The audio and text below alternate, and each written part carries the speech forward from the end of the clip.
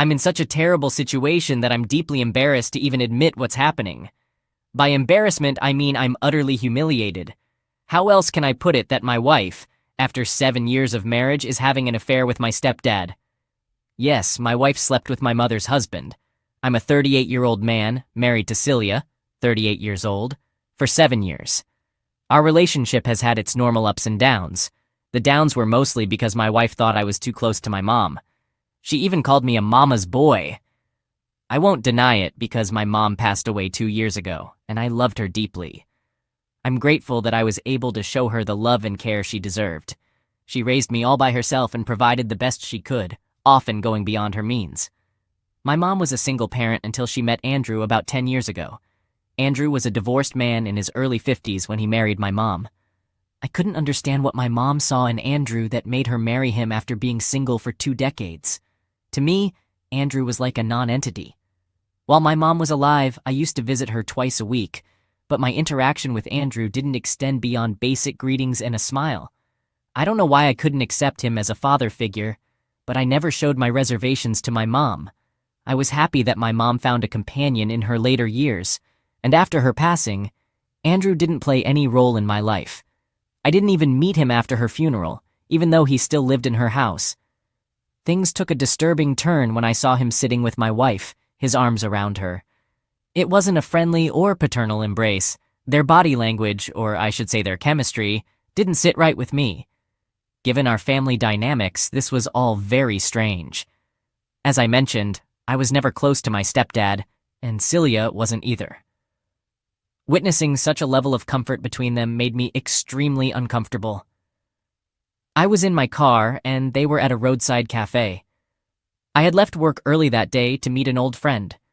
The location where I saw them was far from my home and my office, a place I don't usually go to. I met my friend but was preoccupied the whole time. He kept asking if something was bothering me, and I just said it was work-related. How could I tell him what I had seen on my way? When I got home, I couldn't help but confront Celia about what I had witnessed with Andrew. Her face turned pale, and she seemed at a loss for words. Eventually, she admitted to having lunch with him. When I asked why all of a sudden, she claimed they ran into each other, and he suggested having lunch together. The way I was looking at her made it clear I had seen something I shouldn't have.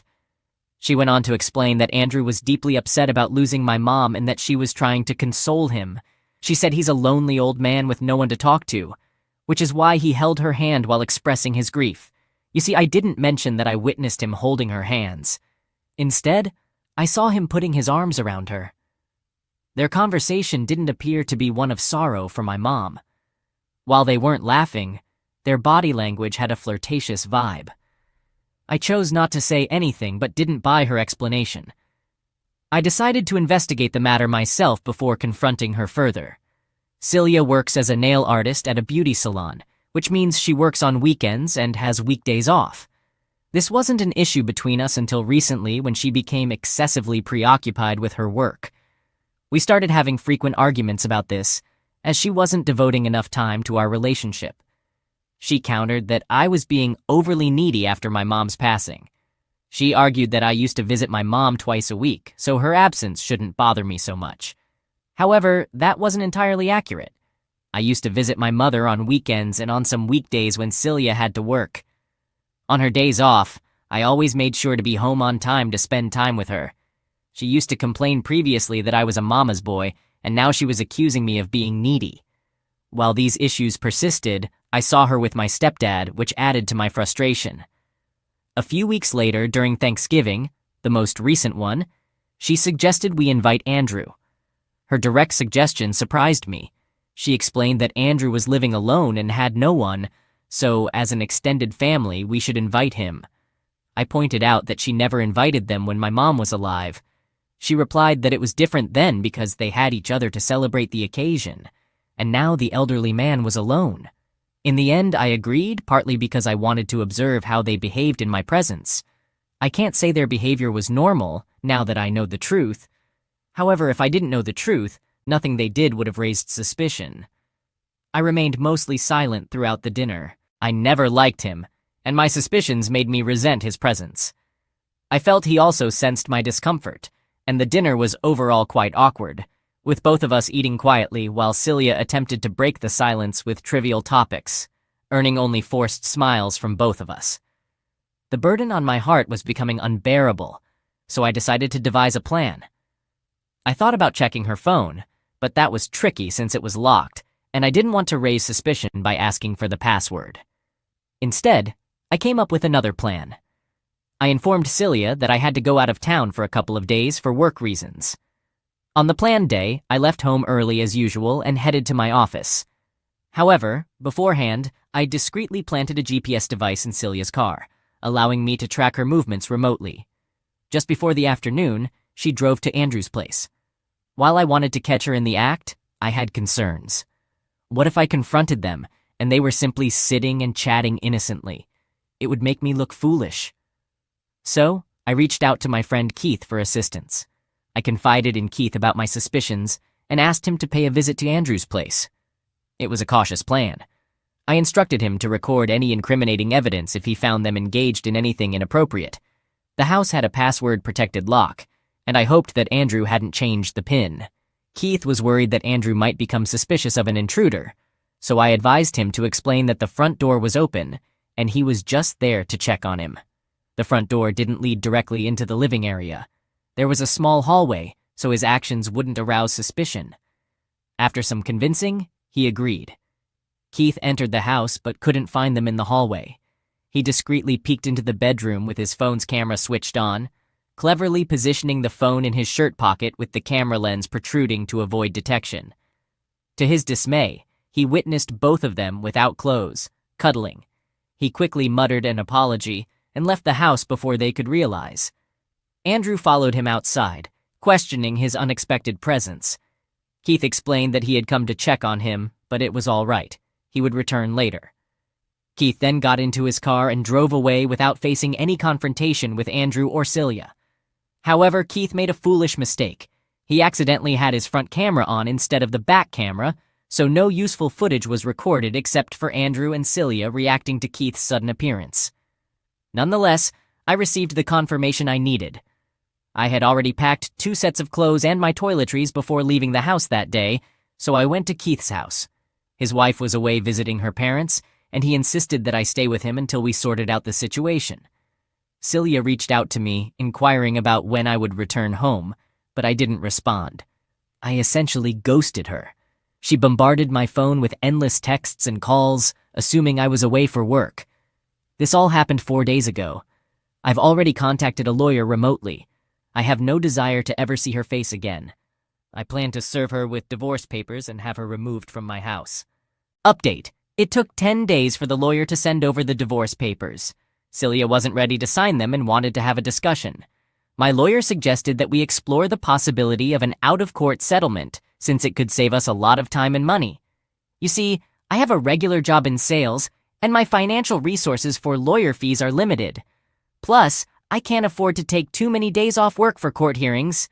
So, I agreed to a meeting with Celia in the presence of my lawyer. However, when I arrived for the meeting, she insisted on a private conversation. I was reluctant, but my lawyer advised me to go along with it, as long as I didn't make any commitments or agree to anything she proposed. He set some boundaries for the meeting, like no physical contact, hugging, or making confessions. I felt disgusted being in her presence. She even tried to hug me, but I pushed her away. She claimed it was all a misunderstanding. Having read numerous cheating stories on Reddit, I knew the typical excuses cheaters give. I sarcastically replied, "Oh, sure, you were just trying to help out a poor old man who was lonely, right?" She admitted that what Keith had seen was true, but insisted it was just cuddling and nothing more. Yes, cuddling without clothes, of course. But that wasn't the end of it. What she said next left me baffled. She claimed she did it to protect our future. I couldn't believe it. She said that if Andrew married someone else, that person would inherit my mom's wealth, and our family's property would go to someone else. I retorted, "So you slept with my stepdad to become my stepmother and take my mother's wealth. Do you see how messed up this family dynamic is?" Her explanation left me feeling dizzy with disbelief, and I stormed out of the meeting room. When I returned, my lawyer wanted to know all the details of our conversation, and I told him everything. He couldn't help but chuckle for a moment, but was particularly interested in the inheritance my mother had left behind. My mom had inherited a massive mansion from her uncle, a property far beyond my financial means. Interestingly, Celia had always coveted that mansion. After we got married, she even suggested that we move into it. However, I was adamant that my mom shouldn't have to leave her house. Celia argued that since I was my mom's only son, the house would eventually be mine, so why not move in right away? This disagreement caused frequent fights between us. Eventually, I decided to lie to her, saying that my mom had willed the house to Andrew. Little did I know the consequences of that lie. Celia pursued my stepdad with the sole aim of gaining ownership of the house. There was another crucial piece of information that Celia remained unaware of. After my mom passed away, I didn't transfer the house's ownership to my name. I wanted Andrew to continue living there as long as he wished. Transferring ownership to me would have made it seem like he was living in my property, which I was sure he wouldn't appreciate. Additionally, the process of transferring the name is costly, and I was facing financial constraints at the time, so I chose not to pursue it. I'm grateful I made that decision because if I had transferred the house to my name, Celia would have been entitled to half of it in our divorce. Who knows, maybe she wouldn't have pursued Andrew under those circumstances, but a cheater tends to be a cheater no matter what. Yes, my mom had bequeathed the house to me, but Celia was unaware of this fact. Celia attempted to make me reconsider the divorce by suggesting that she would manipulate Andrew into gifting her the house. She claimed that if I didn't divorce her, the mansion would become ours. I chuckled at her proposal and politely declined, saying, "Thank you, but no." I wished her luck with her mansion. She smirked and commented that I was losing out by going through with the divorce. I smiled and replied that I couldn't care less. Whether she had always been this foolish or was simply putting on an act to save face from humiliation, I couldn't be bothered. Celia was well aware that I didn't possess substantial wealth except for the savings in our joint account, which was divided between us during the divorce. I feel a tremendous sense of relief now that the divorce is finalized. If Celia had discovered the truth about the mansion's ownership, she would never have agreed to the divorce, and I couldn't bear the thought of sharing my mom's inheritance with her. Celia essentially dug her own grave by confessing her ulterior motives for dating Andrew.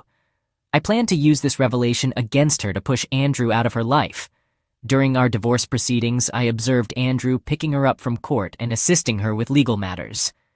I patiently awaited the conclusion of the divorce to expose her true intentions and witness her reaction. Now that it's all over, my next step is to expose Celia's deceit. Update. Once my divorce was officially completed, I decided to text Andrew and share the details of Celia's confession with him. He was surprised and pointed out that my mom had willed the mansion to me. I acknowledged that fact, but mentioned that Celia was unaware of it and might approach him to request the mansion. My intention wasn't to help Andrew. I simply wanted to shatter Celia's illusions. She had been dreaming about inheriting my mom's mansion. Andrew revealed that Celia had been subtly inquiring about his will lately, asking who would receive his inheritance. However, he didn't grasp her true intentions because he didn't possess substantial wealth. I didn't feel obligated to maintain any loyalty to Andrew, so I left the conversation at that point. Shortly after, I received a call from Celia. Normally, I would have ignored it, but this time I picked up because I knew what she was going to talk about. She was shouting on the other end, demanding to know why I hadn't informed her about my mother's will leaving the house to me. She expressed frustration that she had been involved with Andrew to protect my property, and I had betrayed her instead. I chuckled at her insults, recognizing they stemmed from a place of pain. I thanked her and wished her good luck with her endeavors before ending the call and blocking her. A few days later, she called me from an unknown number, possibly a friend's or colleague's phone. She informed me that Andrew had broken up with her. He had somehow discovered her true intentions, that she was only with him for the inheritance, and he had dumped her, labeling her as a greedy witch. She ranted about how she had tried to help him cope with loneliness, and yet he had turned against her. Despite her exposed truth, she continued to portray herself as virtuous. I sarcastically responded, highlighting the contradiction between her actions and her selfless claims. She insisted that she had been with Andrew for my sake, with the aim of securing the mansion for me. Now she was trying to spin her actions as aiding Andrew in his time of need. Her persistence didn't end there. She made numerous attempts to contact me, pleading, and at times gaslighting me in an effort to reconcile. She even showed up uninvited at my home, my workplace, and various public locations I frequented. To my disbelief, she even appeared at my gym, attempting to corner me and engage in conversation.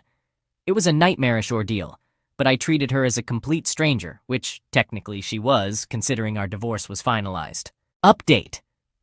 I thought this whole ordeal had come to a close, but my past resurfaced as soon as I changed the ownership of the mansion to my name. I can't fathom her fixation on the house. I mean, sure, who wouldn't want to own a $1 million mansion? But I don't know how long it will take for her to grasp reality. After 6 months of my divorce, I made the decision to transfer the mansion into my name. As I mentioned earlier, I had held off on this due to financial constraints. Now that I was divorced and my expenses had significantly decreased, I managed to save up enough for the ownership transfer in about 4 to 5 months. Before initiating the transfer process, I informed Andrew about my intentions. He had already moved out of the house after I learned about his affair with Celia. I didn't ask him to vacate, but he willingly removed his remaining belongings. He also made me the administrator of the house's locking system. The paperwork took a couple of months to finalize, during which time I had the mansion painted. Additionally, the neglected lawn and pool received some much-needed maintenance. I had no contact with Celia, and as far as I knew, Andrew had broken up with her, so I was taken aback when she appeared at the mansion during one of the cleaning days. I wasn't present at the time, but the cleaning manager contacted me to report that a woman had arrived and was wandering around inside the house. They tried to prevent her from entering further, but she claimed to be my wife, ironically. Nevertheless, her behavior raised suspicions that she might be trespassing. Indeed, she was trespassing, and I instructed them to escort her out, emphasizing that I had no wife. They complied with my request and confirmed that she had left the premises. It's no surprise that she eventually showed up at my residence. She was sobbing and insisting that I had abandoned her without cause, asserting her innocence and pure intentions. I suggested she seek therapy and possibly consider a mental health facility instead of coming to my home. She wanted me to let her inside for a conversation, but I declined, firmly shutting the door. Last month, I decided to rent out the mansion to a family. Initially, I contemplated moving in to save on rent for my current apartment, but after crunching the numbers, it didn't make sense. The rent for the mansion is at least twice, if not more, than what I pay for my apartment. Moreover, the house is far too spacious for a single person. If I ever get married and start a family in the future, I may consider moving there, but for now, that's not in the cards. I've also obtained a restraining order against Celia for the mansion property. While the likelihood of her trespassing or causing damage was low because she hadn't shown violent tendencies, I wanted to ensure the safety and peace of mind of the new tenants. I didn't want Celia to unnecessarily trouble them. So far, everything has been going smoothly, and I hope I won't have to provide any further updates on this matter. I'm eager to close the chapter with Celia and move forward with my life. All right, that was a fun story. Now let's move on to another exciting one. Stay tuned and let's dive in. Is there any way I can mend my relationship with my dad, even though he disowned me and made it clear he wants nothing to do with me? I'm a 26-year-old female. My mom is 45 and my dad is 46. It's going to be a challenging and difficult journey, but I'm prepared for harsh words, insults, and curses because after all I've been through, I can handle them. I never imagined I'd find myself in this situation. My life is a complete mess right now. I'm my parents' only child. They met when they were just 16 years old and had me when my mom was 19 and my dad was 20. I was an unplanned pregnancy. My father was an exceptional man that any woman would want to be with. He took care of everything, from cooking to working, and he practically worshipped the ground my mom walked on. I never saw any negative qualities in him. He was a devoted family man, someone you'd want to spend your life with. My mom was great too. She was always there for me and helped me in any way she could. My dad wanted more children, but my mom didn't. She never told me why. So when I was 16, my mom was 35 then, my dad had an accident that left him bedridden for 7 months. While we didn't have to worry about finances, I was attending a private school. We're not from the United States, but it's still costly where we live, and there were bills to pay. My mom got a job, and for the following months, she was in my dad's shoes, doing everything. I also helped her with chores from time to time, Here's the twist. She met someone and became emotionally involved. One day, my dad had been bedridden for about 5 months at that point, if I remember correctly. She came to my room and quietly broke down in tears after my dad had fallen asleep. She confessed that she had feelings for someone at work and was no longer attracted to my dad. The entire situation was too much for her, and she had her own needs. She showed me her text messages and told me about the guy. He was 26 at the time, and they were flirting. I was young at the time, and seeing her break down like that shattered my heart. I wasn't as close to my dad as I was to my mom, mostly because my mom spent more time with me than my dad did at that time. Though I know it sounds silly, but I was a teenager then. I told her I understood and that I'd cover for her. She started coming home later, and we both told my dad it was due to her work. I didn't get involved until one day when my mom told me she wanted to talk about something very important. We went out, and I met the guy for the first time. He was rather unsavory, dressed shabbily, and nothing like my dad. I couldn't understand why my mom would choose this jerk over my dad. We sat down for dinner at a fancy restaurant, and my mom told me she was expecting a baby. I was shocked. They had the audacity to kiss right in front of me, and I felt repulsed by them. I asked them what their plan was. My mom said she didn't know. She wanted to keep the baby but still loved my dad. It was an awkward evening, and we went home that night. We talked into the night and she expressed her desire to keep the baby. I, once again, foolishly chose to keep my mouth shut. After this, my mom broke the news to my dad that she was pregnant. My dad was overjoyed but visibly concerned about our finances, which were still uncertain. Over the next 2 months, he started exercising and undergoing therapy to return to work, even though doctors said he needed more time. He eventually returned to work and put my mom back into her previous role as a stay-at-home mom. Her affair was short-lived. When my brother was born, my dad didn't sign the birth certificate. He purchased a set of documents but refused to inform me about their contents. My mom was still recovering from a C-section, and he didn't share any information with me. He declined to acknowledge my brother. After my mom returned home, he dropped the bombshell that he wanted a divorce. It blindsided my mom, causing her to experience a mental breakdown. She pleaded and cried uncontrollably. My dad remained indifferent, asserting that he was fully aware of everything. He expressed regret for ever having me, labeling me as ungrateful, entitled, and selfish, just like my mother. An argument erupted while I was holding my brother, during which he insulted her, calling her hurtful names and accusing her of infidelity. Mom continued to sob and beg for forgiveness. He packed his bags and left. They proceeded with the divorce, which took 8 months to finalize. I'm not privy to all the details, but my dad was ordered to pay spousal support to my mom and child support for me. My mom got the house, and apart from that, everything was settled. He willingly surrendered primary custody of me to my mom, even refusing to have visitation on weekends, opting for supervised visits only. He never made an effort to reach out to me. Despite my repeated attempts to contact him during and after the divorce, he never showed any interest in being a part of my life. When I turned 18, he called me once, and I remember feeling elated that day. However, to my surprise, he was cold and distant. He simply expressed his hope for my happiness and claimed to forgive me for my actions, but stated that he could never forget that he was betrayed by his own blood. He disowned me, and those words hit me harder than I could have imagined. I fell to the ground and wept. I hurled insults at my mom, blaming her for tearing our family apart. I even lashed out at my brother, viewing him as a constant reminder of my lost father. After the divorce, my mom never really dated anyone. She fell into a state of depression and settled for a mediocre but decent-paying job. She rented out one of the rooms in our house to make ends meet. She still observes her wedding anniversary and occasionally sheds tears. My brother frequently inquires about his father, but I can only respond with, "We don't have one." It's been 9 years since the divorce, and my mom has never truly moved on. She occasionally has casual relationships, but has never considered settling down. She believes that her $60,000 a year job and the rent from a single room are sufficient to sustain us for the rest of our lives. On the other hand, my dad managed to turn his life around.